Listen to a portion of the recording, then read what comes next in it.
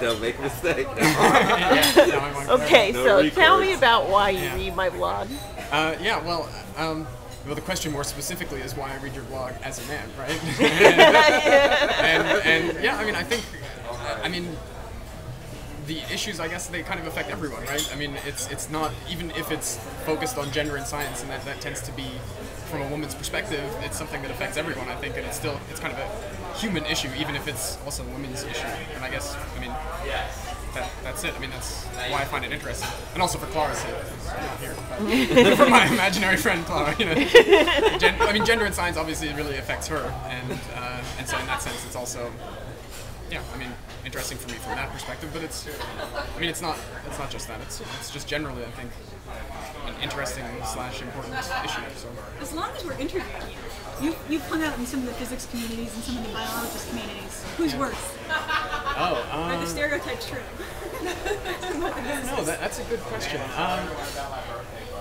Well, that's hard for me to say. I don't know. Also because I'm not personally exposed to that kind of thing. Yeah, you don't see it directly. It's not something I directly, experience.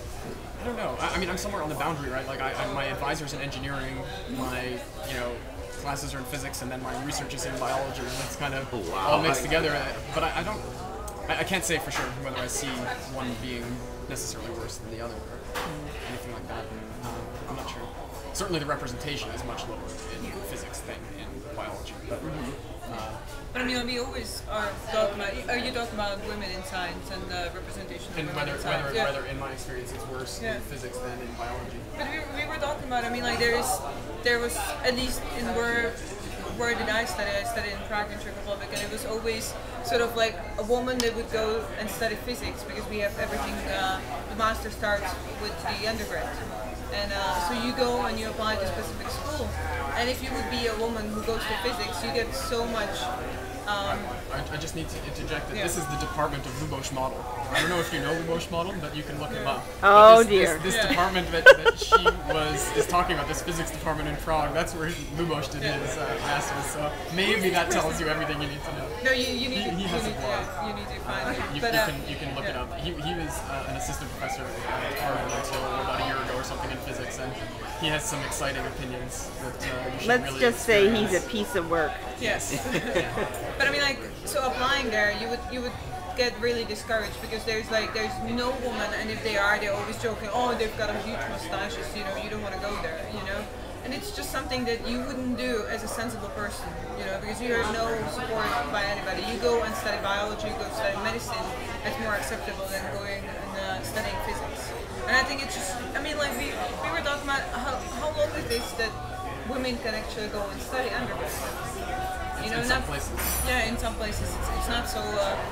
It was, it's not so long time ago.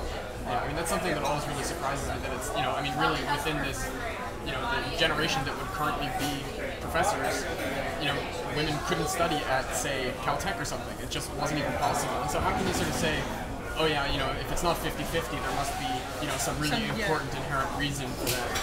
When it's, so recent that even something so extreme as not being able to go to certain colleges was still kind of in effect. Yeah. That blows my mind. So that's why we should pose the question like 50 years from now, and let's see how it's going to look like. I really think it's... See, it's easy. I don't know. I think biology, that argument doesn't apply so much because you see people leak at the pipeline at every stage really aggressively, and women compete for postdocs just fine. Competitive fellowships in biology, no problem, 50%, not even an issue. And then assistant professorships, it goes way the heck down. And so that's what's happening right now. That's not what happened 50 years ago, that's what's happening right now.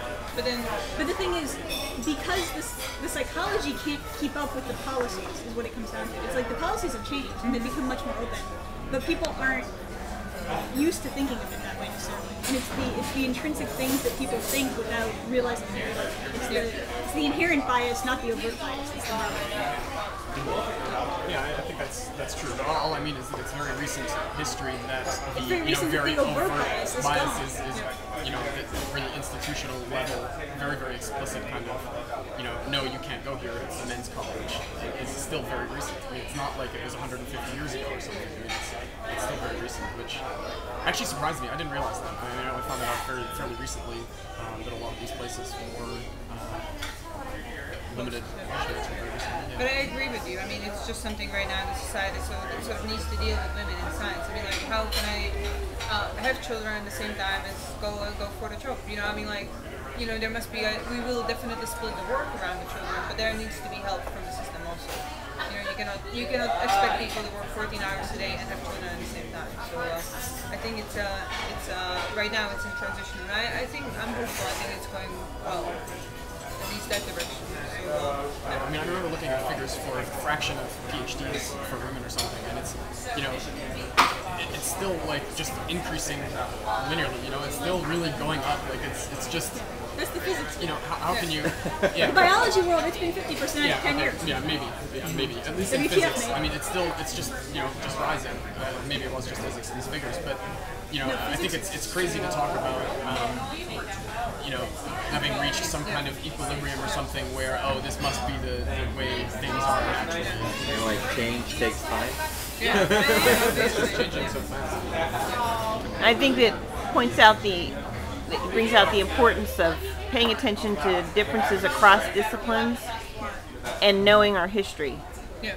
I mean, really being aware of, we don't learn anything about the history of gender issues in sciences. We discover it by accident, so it's really important.